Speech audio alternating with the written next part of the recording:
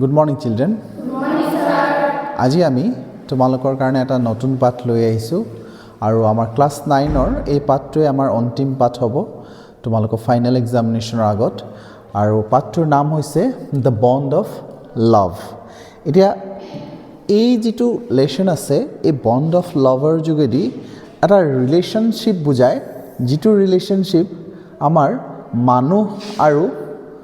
জীৱ-জন্তুৰ মাজৰ যেটো এটা ৰিলেশনশিপ ফ্ৰেণ্ডশিপ আৰু যেটো বন্ড মানে এই যেটো বন্ড বুলি কৈছে এই বন্ডটো হৈছে মানুহ আৰু জীৱ-জন্তুৰ মাজত যেটো বন্ড আছে আৰু সেই বন্ডটো যেটো মৰম স্নেহ আছে মানে দেখিছা তোমালোকে কিছুমান জীৱ-জন্তু কিছুমান মানুহে তেওঁলোকে ঘৰচীয়া জন্তু হিচাপে তেওঁলোকে পোহে আৰু সেইখিনি একেবাৰে ঘৰৰ সদস্যৰ নিচিনা হৈ পৰে আৰু দুয়োটাৰ ইন্টাৰেকশনটো খুব বেছি থাকে তাৰ মানে জন্তুটোৰ প্ৰতি মানুহজনৰ মৰম আকৌ জন্তুটো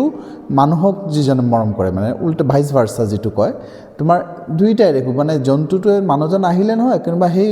ঘৰত থকা পোহনীয়া জন্তুটো একদম দৌৰি যায় মানে মানুহজনক লগ কৰিবলৈ কাৰণে সো সেই যেটো বন্ড এই বন্ডটো এই লেসনটোৰ যোগেদি মানে দেখাব বিচাৰিছে কেননাথ এণ্ডাৰসন বুলি লেখক আছে সেই লেখকজনে সেই কথাটো বুজাইছে ইয়াত তোমালোকে এটা কথা জানিবা প্ৰথমতে যেটো মই এটা যেটো জন্তুৰ কথা ক'লো সেই জন্তুটো হৈছে স্লট বিয়াৰ বুলি ক'লে ভালুক আৰু সাধাৰণতে আমাৰ কি হয় এই যেটো বন্ডৰ কথা কওঁ যেটো জন্তুৰ লগত মানুহৰ যেটো ফ্ৰেণ্ডশিপ বা বন্ধুত্ব বা মৰম স্নেহ জীৱ-জন্তুৰ লগত বা পোহনীয়া জীৱ-জন্তু বুলি যেতিয়া ক'বলৈ যাওঁ তেতিয়া সাধাৰণতে কি হয় আমাৰ সেই পোহনীয়া জীৱ-জন্তুৰ ভিতৰত কুকুৰটোকে ফাৰ্স্ট প্ৰিফাৰেন্সত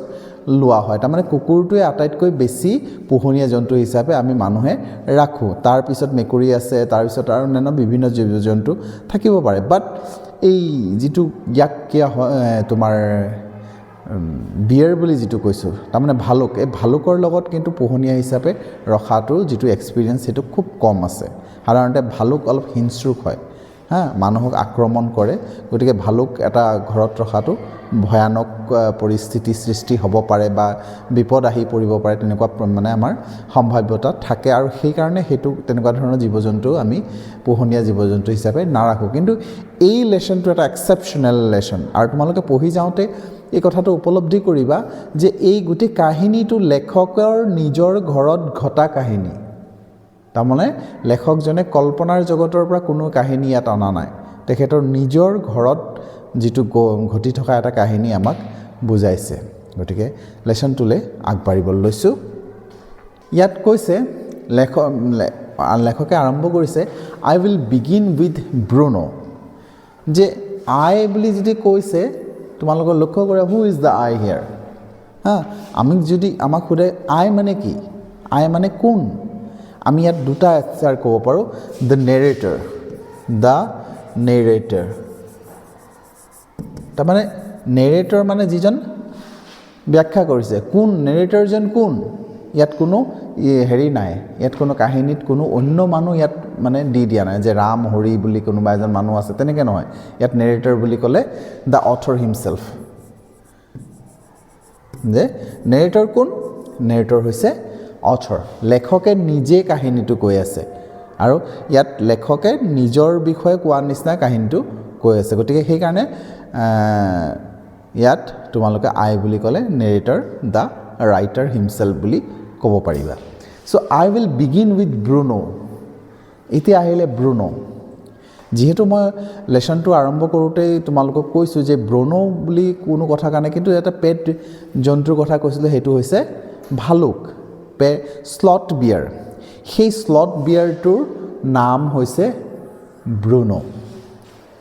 কথাটো বুজিছা যে লেখকে প্ৰথমতে আৰম্ভণি কৰিবলৈ কোৱাতে আছে মই ব্ৰুনোৰে আৰম্ভ কৰিবলৈ লৈছো কাহিনীটো তাৰ মানে মই ব্ৰুনোক লৈ প্ৰথমতে আৰম্ভ কৰিছো ব্ৰুনো কোন বুলি আমি নাজানো তোমালোকক জনাই দিছো ব্ৰুনো মানে হৈছে সেই তেওঁৰ ঘৰত থকা পোহনীয়া ভালুকটোৰ নাম ব্ৰুনো সেই ব্ৰুনোটো কি আকৌ ইয়াত বুজাই দিছে মাই ওয়াইফস পেট স্লট বিয়াৰ কমা দি পিনে বুজাইছে কি ব্ৰুনো মানে মাই ওয়াইফৰ মোৰ মানে এই ভালুকটো যেটো হেতু ভালুকটো আসলতে কাৰ হয় ভালুকটো মালিক কোন ভালুকৰ মালিকটো হৈছে তেখেতৰ ওয়াইফ তেখেতৰ ঘৈণীয়েকৰ পেট স্লট বেয়াৰ, পেট মানে পোহনীয়া স্লট বেয়াৰ, সেই যিটো ভালুক হয়, ভালুকৰ প্ৰজাতিৰ কিছুমান থাকে আৰু এই প্ৰজাতি যিটো খুব বেছি নোমাল ভালুক, মানে ভালুকটো গোটেই গাহটোত বেছি নোম থাকে, সেই প্ৰজাতিৰ যিটো ভালুক আছে। মই পিছে ভালুকৰ প্ৰজাতিৰ বিষয়ে বৰ বিশেষ নাজানো, তোমালোকৰ পাঠটোতে ইয়াত পাইছোঁ যে সেই প্ৰজাতিটোৰ নাম হৈছে স্লট বিয়াৰ বুলি কয়। বাৰু, গতিকে আই গট হিম, এতিয়া কথা আহিলে, নেক্সট কুৱেশ্যন আহিলে, লেখকেনো সেই স্লট বিয়াৰটো কেনেকৈ পালে? লেখকে বা তেখেতৰ ৱাইফেনো কেনেকৈ পালে সেই স্লট বিয়াৰটো? চ' তো সেই কথাটো তেখেতে কৈছে যে আই গট হিম, মই সেইটো পাইছিলোঁ। কেনেকৈ পাইছিলোঁ? ফৰ হাৰ, তাইৰ কাৰণে পাইছিলোঁ। কথাটো ইয়াত স্পষ্ট হৈ গ'ল, লেখকে পাইছিলে, কিন্তু জন্তুটো, পোহনীয়া জন্তুটো পাইছিলে লেখকে, কিন্তু কাৰ কাৰণে পাইছিলে? তেওঁৰ ৱাইফৰ কাৰণে পাইছিলে। তাৰমানে লেখকে পাই পেলাই ৱাইফক দি দিলে। কেতিয়া পাইছে, কেনেকৈ পাইছে? বাই এক্সিডেণ্ট, বাই এক্সিডেণ্টলি পাইছে, মানে কোনো প্লেন কৰি লোৱা নাছিলে। বাই এক্সিডেণ্ট বুলি ক'লে সাধাৰণতে আমি ইন এক্সিডেণ্ট বুলি যিটো কওঁ, দুৰ্ঘটনা বুলি কওঁ, ইয়াত দুৰ্ঘটনা বুজোৱা নাই, কিন্তু বস্তুটো হৈছে হঠাতে পোৱা হৈছিলে, মানে কোনো ধৰণৰ প্লেন কৰা যিটো হোৱা নাই, আঁচনি কৰা নাই। মানে আমি ধৰা কোনো কথাটো এনেকুৱা হয় যে ভালুকৰ পোৱালি এটা আমি আনিম, এনেকৈ যাম, তাৰপৰা কিনিম, তাৰপৰা ল'ম, এনেকুৱা ধৰণৰ প্লেন নহয়। সেইটো এটা আনপ্লেন, মানে হঠাতে হৈ যোৱা, নভবা নিচিন্তাকৈ হৈ যোৱা যিটো কয়, সেইটোক আমি বাই এক্সিডেণ্ট বুলি কওঁ। গতিকে সেই বাই এক্সিডেণ্টত পাইছিলোঁ, মানে কোনো ধৰণৰ প্লেন নাছিলে, নভবা নিচিন্তাকৈ হঠাতে তাক পাই গৈছিলোঁ। কেনেকৈ পালে আলোচনা কৰিছে। 2 years ago, 2 বছৰৰ আগৰ কথা। পোৱাটো আজিৰ তাৰিখত, তাৰমানে এই যিটো লিখিছে, গল্পটো লিখিছে, লিখাৰ 2 বছৰ আগতে এই ভালুকটোক পাইছিলে। 2 years ago we were passing through the sugarcane fields, Mysore. মাইচৰৰ এটা ঠাই, যিটো প্লট আছে মাইচৰ আৰু মেংগালোৰ, এই দুডোখৰ ঠাই তোমালোকে পাবা। এই প্লট মানে কাহিনীটো আমি যেতিয়া পঢ়ি যাম, 2টা ঠাই পাবা, এটা হৈছে মাইচৰ আৰু এটা হৈছে মেংগালোৰ, যিটো নেকি আমি আগত যিটো বেংগালোৰ বুলি যিটো কৈছিলোঁ, সেইটোৱে মেংগালোৰ। এতিয়া চাবা, এই দুখন ঠাইটো হৈছে আমাৰ ভাৰতৰ একেবাৰে দাক্ষিণাত্য অঞ্চল। মানে তোমাৰ ভাৰতৰ মেপটো যদি চোৱা, যিটো দিশ হিচাপে চোৱা, তেতিয়াহ'লে তোমালোকে যিটো দক্ষিণাত্য, মানে যিখিনি হেৰি আছে, ষ্টেট আছে, মানে একেবাৰে তলত যদি মানচিত্ৰটো যদি তোমালোকে চোৱা, একেবাৰে তলৰ যিখিনি ঠাই, সেইখিনি হৈছে মাইচৰ, মেংগলোৰ, তাৰপৰা চেন্নাই, কেৰেলা, সেইবোৰ দক্ষিণাত্য জেগা, কৰ্ণাটকা। গতিকে সেই বস্তুবোৰ, এই ঠাইডোখৰ মানে আমাৰ দক্ষিণাত্যৰ আমি কাহিনী পঢ়ি আছোঁ। বাৰু যি কি নহওক, চ' সেই তাত কি হৈছে, চুগাৰ কেন ফিল্ড। মাইচৰত এটা চুগাৰ কেনৰ ফিল্ড আছে। চুগাৰ কেন বুলি ক'লে নিশ্চয় বুজি পাইছা, কুঁহিয়াৰৰ পথাৰ। চ' কুঁহিয়াৰৰ পথাৰৰ পৰা 2 বছৰ আগত কি হৈছে, তেওঁলোকে পাছিং থ্ৰু হৈ আছে, গৈ আছিলে, মানে চুগাৰ কেনৰ, মানে কুঁহিয়াৰৰ খেতিৰ মাজে মাজে তেওঁলোকে গৈ আছিলে। মানুহবোৰে কি কৰিছিলে, পিপুল ৱেৰ ড্ৰাইভিং এৱে, মানে খেদি পঠিয়াইছিলে, driving away the wild pigs from the fields. তেওঁলোকৰ যিটো ফিল্ডছ আছে, সেই চুগাৰ কেনৰ ফিল্ডৰ পৰা ড্ৰাইভিং এৱে কৰিছে, খেদাই আছিলে। কাক? ৱাইল্ড পিগছ মানে বনৰীয়া গাহৰি। তাৰমানে কথাটো হৈছে এনেকুৱা যে, যিহেতু সেই সময়ত কি হৈছে, সেইটো হৈছে মাইচুৰত থকা এখন কুঁহিয়াৰৰ খেতিৰ কথা কৈ আছে, আৰু কুঁহিয়াৰৰ খেতিত কুঁহিয়াৰ খাবলৈ কাৰণে বনৰীয়া গাহৰি কুঁহিয়াৰৰ খেতিৰ মাজত সোমাই গ'ল। গোটেই বনৰীয়া গাহৰি যদি কুঁহিয়াৰৰ খেতিত আহি সোমাই যায়, গাহৰিটো তোমালোকে জানা কেনেকৈ খায়, গোটেই কুঁহিয়াৰ চফা কৰি দিব, খেতিয়কৰ কাৰণে একোৱেই নাথাকিব। গতিকে যিসকল খেতিয়ক আছে, সেইসকলে মানে তেওঁলোকে কি কৰিব, যিখিনি গাহৰি আছে সেইখিনি খেদায়। চ' সেই কামটো কৰি আছিলে, খেদাই আছিলে। কিন্তু ইয়াত কথা চাবা, বাই শ্বুটিং এট দেম, কাৰণ তোমালোকে জানা নাজানা ক'ব নোৱাৰো, বনৰীয়া গাহৰি কিন্তু বহুত জোৰ। বনৰীয়া গাহৰিয়ে মানুহক হত্যা কৰি দিব পাৰে। যিটো ৰাস্তা দি আগবাঢ়ি যাব, সেই ৰাস্তা দি তোমাৰ গছকি গুচি যাব, আৰু গোটেই যদি এটা গছক পৰি যায়, সেই মানুহটো জিন্দা নাথাকে। ইমান দ্ৰুতবেগী মানে বনৰীয়া গাহৰিবোৰ, দ্ৰুতবেগী আৰু খুব আক্ৰমণকাৰী, একো নাচায় তাৰমানে। ইভেন আনকি যদি তাৰ ৰাস্তাত গৰু এটা আহে, গৰুক এনেকৈ খুন্দিয়াই যাব, গৰুৱে আৰু মানে জীয়াই নাথাকে আৰু মৰি যায় তেনেকুৱা ধৰণৰ দেখা গৈছে গতিকে তেনেকুৱা ধৰণৰ এটা জন্তু আৰু সেই জন্তুটোক যদি অতৰাবলৈ হয় তেতিয়াহ'লে মানুহে কোনো ডাং বা জাঠি ছাতি লৈ পেলাই নোৱাৰে সাধাৰণতে তেওঁলোকে শ্বুটিং কৰে বন্দুকেৰে মাৰে আজিৰ তাৰিখত কিন্তু এইটো ইলিগেল হ'ব যদি এনেকুৱা কথা যদি আজিৰ তাৰিখত গম পায় যে মানে বনৰীয়া বিভাগে যিটো বন্যপ্ৰাণীৰ যিসকল মানে তত্ত্বাৱধানত থাকে ফৰেষ্টৰ ডিপাৰ্টমেণ্টে যদি গম পায় যে এনেকুৱা কিছুমান কৰিছে গতিকে সেইটো এটা ক্ৰিমিনেল এক্টিভিটিৰ মাজত আহি পৰিব তোমালোকে যিকোনো জীৱ জন্তু আজিৰ তাৰিখত তোমালোকে মাৰিব নোৱাৰা শ্বুট কৰিব নোৱাৰা তোমাৰ খেতি খালেও খাব পাৰে সেইটো কাৰণে বেলেগ এটা কথা হ'ব পাৰে বাট তুমি কিন্তু তোমাৰ অধিকাৰ নাই তুমি জীৱ জন্তুক মাৰিবা কিন্তু সেই সময়ত যিহেতু তেনেকুৱা ধৰণৰ হয়তো আইন কানুন নাছিলে বা থাকিলেও সেই তেনেকুৱা ধৰণৰ বলবৎ হোৱা নাছিলে গতিকে সেই কাৰণে কি হৈছে তেওঁলোকে এই জন্তুখিনিক গুলিয়াই আছিলে গুলি মাৰি মাৰি খেদাই আছিলে গছক গুলিয়াই মাৰি খেদাই তেতিয়া তাৰমানে সেইখিনি পলাই গৈছিলে somewhere shot and somewhere escaped বনৰীয়া গাহৰিবোৰক কিছুমানক মানে গুলিয়াই মাৰিছিলে মৰি গৈছিলে আৰু কিছুমান পলাই গৈছিলে গতিকে কিছুমান মৰি গ'ল কিছুমান পলাই গ'ল তাৰপিছত কি হ'ল we thought that everything was over সকলোৱে ভাবিলে গোটেই ঠাণ্ডা হৈ গ'ল পৰিৱেশ যিমান মানে গাহৰি আছিলে সব পলাই গ'ল আৰু সিহঁতি দেখিলে যে না একদম সব ফালে গোটেই তন্নতন্নকৈ তেওঁলোকে মানে সাৰ্চ কৰি চালে আৰু তেওঁলোকে সন্তুষ্ট হ'ল যে হৈছে যে গোটেইখিনি শেষ হৈ গৈছে যে অল সাম কি কয় এভৰিথিং ৱাজ অভাৰ মানে সব শেষ হৈ গ'ল আৰু কাম শেষ তেতিয়া কি হ'ল সাডেনলি এ ব্লেক স্লট বিয়াৰ হঠাৎ এটা মানে ক'লা ৰঙৰ স্লট বিয়াৰ এটা কি হ'ল কেম আউট ওলাই আহিলে মানে সেই পথাৰখনৰ পৰা মাজৰ পৰা ওলাই আহিলে এটা ক'লা ভালুক এটা painting in the hot sun খুব গৰম পৰি আছিলে গৰমত মানে ফুপাই ফুপাই ওলাই আহিছে আৰু সেই যিটো ভালুকটো সেই ভালুকটোৰ দুৰ্ভাগ্য সি নজনাকৈ এনেকৈ ওলাই আহিলে একদম মানুহখিনিৰ মাজতে মানে মানুহখিনিৰ সন্মুখতে আহি ওলাই পৰিলে তেনেকুৱা ধৰণৰ এটা পৰিস্থিতি হৈ গ'ল সে বেড লাক ফৰ দ্য বিয়াৰটোৰ কাৰণে এটা এটা দুৰ্ভাগ্য আছিলে সি মানুহখিনিৰ সন্মুখতে আহি পিনে ওলাই গ'ল তাৰপিছত কি হ'ল নাও এটা কৈছে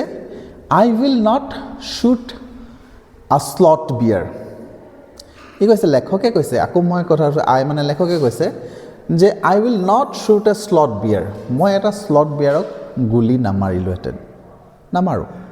তেখেতে হেৰি কি গুলি মাৰিছে কিজানি হয়তো কিবা গাহৰিবোৰক মাৰিছে কিন্তু এইটো যিটো গাহৰি নহয় এইটো এটা ভালুক গতিকে ভালুকক মই গুলি নামাৰিলোহেঁতেন ওৱান্টনলি মানে বিনা কাৰণত মই ভালুক এটা গুলি নামাৰিলোহেঁতেন বাট আনফৰ্চুনেটলি কিন্তু দুৰ্ভাগ্যক্ৰমে কি হ'ল ফৰ দ্য পোৰ বিষ্ট এই দুৰ্ভগীয়া মানে জন্তুটোৰ কাৰণে one of my companions did not feel that way কিন্তু মোৰ লগৰ এজনে কিন্তু সেইমতে নাভাবিলে মই ভাবিলোঁ ইয়াক গুলি নামাৰোঁ কাৰণ তেওঁলোকৰ সকলো হাতত বন্দুক আছে বন্দুক দি পিনে তেওঁলোকে গাহৰি মাৰি আছিলে এতিয়া যিহেতু এটা ভালুক ওলালে লেখকে ভাবিলে মইনো এইটো কি কৰিব বিনা কাৰণে ইয়াক মই কেলে মাৰিম নামাৰোঁ বুলি কিন্তু সেই কথাটো দুৰ্ভাগ্যক্ৰমে এজন তেওঁৰ লগৰ মানুহ লগতটো কেইবাজনো আছে লগৰ এজনে কিন্তু সেই তেনেকৈ নাভাবিলে সি কি কৰিলে about it and promptly shot the bear সি খুব গৌৰৱেৰে একদম কোনো কথা নাচালে ডাইৰেক্টলি সি বিয়াৰটোক বা ভালুকটোক গুলি মাৰি দিলে অন দ্য স্পট একদম জাগাতে গুলি মাৰি দিলে ওলাই আহিছিলেহে ঠাইতে তাক গুলি মাৰি দিলে তাৰপিছত কি হ'লগৈ as we watch the fallen animal যেতিয়া মানে আমি যেতিয়া চাই আছিলোঁ মানে গুলি মাৰি দিয়াৰ পিছত জন্তুটো পৰি দিলে পৰিলে যেতিয়া মানে চাই থাকোঁতে কি হ'ল we were surprised to see আমি আচৰিত হৈ গ'লোঁ that a black fur on its back moved left the prostrate body মানে এনেকুৱা হ'লগৈ ভালুকটো পৰি গ'ল কিন্তু ভালুকটোৰ পিঠিৰ পৰা মানে এজাক নোম গোটেই নোম নহয় এজাক নোম যেনিবা হেৰি হৈ গ'লগৈ লেফ্ট ছাইডত গৈ পিনে আহি পৰি গ'ল তাৰমানে তুমি কথাটো বুজি পাইছা নাই পোৱা ক'ব নোৱাৰোঁ ভালুকটো পৰিলে মৰি গ'ল তাৰমানে মৰি গ'লে ভালুকটো চাৰি ঠেঙৰ ওপৰত আছিলে সি কিন্তু মাটিত বাগৰি পৰি গ'ল পৰি যোৱাৰ লগে লগে তাৰ পিঠিৰ পৰা এজাক নোম আহি তাৰ লেফ্ট ছাইডে জঁপিয়াই দিলে নোমখিনিতো তেনেকৈ নজঁপিয়াই কিন্তু সিহঁতি আচৰিত হ'লে কি হ'ল নোমখিনি এটা ছাইডত জঁপিয়াই পৰিলে হা দেন উই চ' যে তেওঁলোকে দেখিলে ইট ৱাজ তাৰপিছত সেইটো যদি লেফ্ট ছাইডে পৰি গ'ল মানুহখিনিয়ে গৈ চালে এইটো কি বস্তু পৰিলে তাৰমানে বাকলিটো যে বাকলি মানে নোম এজাক পৰি গ'ল যে তেওঁলোকে মানুহখিনি গৈ পিনে চালে দেখিলে then we saw' it was তেওঁলোকে দেখা পালে ইট ৱাজ কি আছিলে ইট ৱাজ এ বেবী বিয়াৰ আচলতে সেইটো নোম নাছিলে সেইটো এটা বেবী বিয়াৰ আছিলে কথাটো বুজি পালানে সেইটো আচলতে মাকৰ পোৱালি আছিলে পিঠিত আছিলে সেই পোৱালিটোহে জঁপিয়াই পৰিছিলে তাৰমানে হা that had been riding on its mother back তাৰমানে সেই পোৱালিটোৱে had been riding on its mother back তাৰমানে সেই পোৱালিটো মাকৰ পিঠিত উঠি ঘূৰি আছিলে যিহেতু মই অলৰেডি কৈছোঁ যে স্লট বিয়াৰবোৰ কি হয় খুব বেছি নোমাল থাকে তাৰ গোটেই গাতে নোমে ভৰ্তি থাকে তাৰ পিঠিত আকৌ এটা নোমাল প্ৰাণী এটা আছে সৰু পোৱালি এটা আছে কোনো বুজিবই নোৱাৰিলে যে তাৰ পিঠিত এটা বাচ্চা এটা ওলমি আছে বাচ্চা এটা তাৰ পিঠিত উঠি উঠি গৈ আছে কোনো বুজিব নোৱাৰিলে একদম নোমাল হৈ থাকে বুজিব নোৱাৰিলে আৰু যেতিয়া মাকজনীক মাৰি দিয়া হ'ল এই পোৱালিটোৱে গৈ পিনে লেফ্ট ছাইডে জঁপিয়াই দিলে গতিকে তেওঁলোকে যেতিয়া চালে দেখিলে এইটো এটা পোৱালি হয় when the sudden shot killed her তাৰমানে তাৰ মাকক যেতিয়া মাৰি দিলে তেতিয়া সি তাৰমানে জঁপিয়াই দিলে বাৰু the little creature ran about to its prostrate parent মানে এই যে মাক যিটো মৰি থকা যিটো পেৰেণ্ট আছে সেই মাকৰ পৰা তেতিয়া আঁতৰি সি পলাবলৈ লৈছিলে দ্য লিটল ক্ৰিয়েচাৰ বুলি ক'লে এই আমাৰ পোৱালি স্লট বিয়াৰটো বুজিব লাগিব দ্য লিটল ক্ৰিয়েচাৰ মানে সৰু প্ৰাণীটো বুলি ক'লে ইয়াত আমাক বুজাইছে যে আমাৰ সেই পোৱালি ভালুকটো সি কি কৰিলে ৰান এৰাউণ্ড চাৰিওফালে পলা ইটছ প্ৰষ্ট্ৰেট পেৰেণ্ট তাৰ মাকৰ মৰা মানুহৰ পৰা মেকিং এ পিটিফুল নইজ এটা মানে খুব মানে মৰম লগা এটা চিঞৰ মাৰি মানে সি পলাব লৈছে হাত সাৰিব লৈছে তাৰমানে এতিয়া বাচিব মাকটো মৰি গ'ল বাচ্চাটো বাচিব লৈছে I ran up to it মানে লেখকে কি কৰিলে দৌৰি গ'ল তাৰ পোৱালিটোলৈ to it to attempt a capture তাক ধৰিবলৈ কাৰণে তাৰপিছত it scooted into the sugar cane field সি মানে চুগাৰ কেনৰ ফিল্ডত সোমাই গ'ল following it with my companions সেই পোৱালিটোক বিচাৰি তাৰ লগত লগৰখিনিও গৈ বিচাৰি I was at last able to grab it by the scarf of its neck তাৰমানে খেদি লাষ্টত লেখকে গৈ পিনে তাৰ ডিঙিৰ নোমাল ছাইডটো থাকেতো পিঠি ছাইডৰ ডিঙিটোত ধৰিব পাৰিলে মানে ধৰিব পাৰিলে while it snapped and tried to scratch me কিন্তু সি কি কৰিলে তাৰপৰা আঁতৰি পলাবলৈ চেষ্টা কৰি থাকিলে আৰু কি কৰিবলৈ ধৰিলে স্ক্ৰেচ কৰিবলৈ ধৰিলে মানে খামুচিবলৈ মানে চেষ্টা কৰিলে with its long hook claws তাৰমানে তাৰ যিটো লং দীঘল হুক ক্ল'জ হুক মানে যিবোৰ নখ আছে নখখিনি হুক টাইপৰ হুক বুলি ক'লে যিখিনি আমি বস্তু ওলমাই থ'বলৈ হুক এটা নালাগে জানো সেই হুকটোৰ নিচিনা তাৰমানে তাৰ নখবোৰ আৰু সেই নখবোৰে তাক লেখকক কামুৰিবলৈ চেষ্টা কৰিছিলে তাৰপিছত কি হ'লগৈ এইটো 5 নম্বৰ পেৰাগ্ৰাফৰ পৰা আৰম্ভ হৈছে এতিয়া we put it in one of the gunny bags we had brought তাৰমানে তেওঁলোকে কিছুমান গানি বেগছ লৈ আহিছে মানে বস্তা বুলি যিটো কয় সেইটো বস্তা সেই বস্তা এটাত তেওঁলোকে তাক সোমোৱাই দিলে when I got it back to Bangalore আৰু তেখেতে যেতিয়া তাৰ পৰা এতিয়াতো মাইচৰ আছিলে মাইচৰৰ পৰা বেংগলৰলৈ গুচি আহিলে এতিয়া বেংগলৰটো আচলতে বেংগলৰ নকয় মাংগালৰ বুলি এতিয়া আমাক কোৱা হয় এতিয়া আমি তাক বেংগলৰ বুলি নকওঁ যেনেকৈ আগতে বম্বাই কৈছিলোঁ বম্বাই নকওঁ মুম্বাই কওঁ ঠিক তেনেকৈ চেন্নাই কৈছিলোঁ আগতে মাদ্ৰাজ কৈছিলোঁ মাদ্ৰাজ নকওঁ আজিকালি কওঁ চেন্নাই কওঁ আকৌ তেনেকৈ আগতে কলকাতা বুলি আগতে কালকাতা বুলি কৈছে আগতে কি কয় আগতে কোৱা হৈছিলে কলকাতা এতিয়া কোৱা হয় কলকাতা চ' তেনেকুৱা ধৰণৰ চেঞ্জ কিছুমান আছে সেইটোক কোৱা হয় আৰু I duly presented it to my wife তেখেতে একদম ফৰ্মেলি তাৰমানে তেওঁ ঘৈণীয়েকক প্ৰেজেণ্ট কৰিলে যে লোৱা আজিৰ পৰা এইটো তোমাৰ হ'ল মই তোমাক অৰ্পণ কৰিলোঁ ইয়াৰ গোটেই দায়িত্বটো তোমাৰ তুমি বুজিবা এতিয়া লেখকৰ হৈ নাথাকিলে লেখকে ধৰিলে বাট লেখকে গিফ্ট কৰি দিলে তেখেতৰ ৱাইফক সেই বস্তুটো এতিয়া মানে তেখেতৰ অধিকাৰ নাই তেখেতৰ ৱাইফৰ হৈ পৰিলে তাৰপিছত কি হ'ল ৱাইফক দিলে শ্বি ৱাজ ডিলাইটেড তাই খুব মানে ৱাইফে খুব আনন্দিত পালে খুব ফূৰ্তি হ'ল she at once put a coloured ribbon around its neck লগালগ গৈ পিনে এটা মানে ৰিবন এটা বান্ধি দিলে তাৰ ডিঙিত মানে ফিটা এডোখৰ কালাৰফুল ফিটা এডোখৰ বান্ধি দিলে and after discovering the cub was a boy তাৰপিছত তেওঁলোকে চালে যে এইটো মাইকী নে মতা তাৰপিছত গম পালে যে এইটো মাইকী মতা হয় বয় হয় শ্বি খ্ৰীষ্টান ইট ব্ৰুনো নামাকৰণ কৰিলে তাৰ ব্ৰুনো বুলি এই খ্ৰীষ্টিয়ান শব্দটো ইউজ কৰা হৈছে দেই তাৰমানে খ্ৰীষ্টিয়ান শব্দ কৰা আছে নামাকৰণ কৰা বুলি ক'ম আমি কিন্তু খ্ৰীষ্টিয়ান ৰীতি ৰিৱাজটো মতে মানে খ্ৰীষ্টিয়ান নিয়ম নীতিৰ মাজত নামাকৰণ কৰিছে তাৰমানে আমি যেনেকৈ হিন্দু ধৰ্মৰ মানুহে নামাকৰণ কৰিবলৈ ক'লে কিছুমান পূজা চূজা কৰি পিনে নামটো ৰাখোঁ ঠিক খ্ৰীষ্টিয়ানসকলে তেনেকৈ তাৰমানে খ্ৰীষ্টিয়ান নিয়ম নীতিৰ মাজেৰে নামটো ৰাখিছে কি বুলি ব্ৰুনো বুলি এই ব্ৰুনো বুলি যিটো নামটো ৰাখিছে এই ব্ৰুনো বুলি নামটো ৰখাটো এটা খ্ৰীষ্টিয়ান প্ৰক্ৰিয়াৰে কোৱাৰ কাৰণে ইয়াত এই কথাটো কৈছে খ্ৰীষ্টিয়ান তাক যেতিয়া গম পালে এই এইটো মানে পোৱালিটো মতা পোৱালি গতিকে তাৰ নাম ব্ৰুনো বুলি ৰাখি থলে বাৰু ব্ৰুনো চুন টুক up drinking milk from a bottle তাৰপিছত তাইক খুৱাব লাগেতো প্ৰথমতে মানে যিটো বটল ফিডিং বুলি যিটো কয় মানে সৰু বাচ্চাক তোমালোকে দেখিছা